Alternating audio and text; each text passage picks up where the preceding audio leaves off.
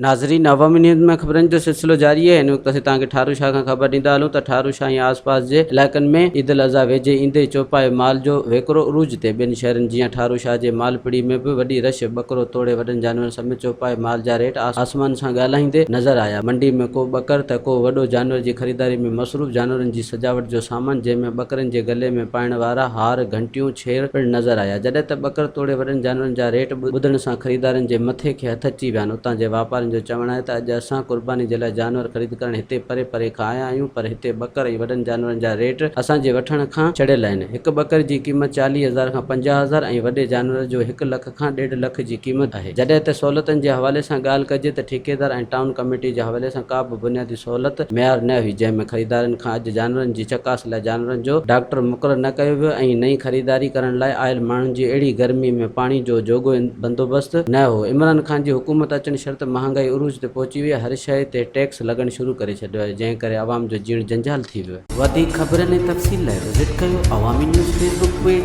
YouTube page ऐं अवामी news website.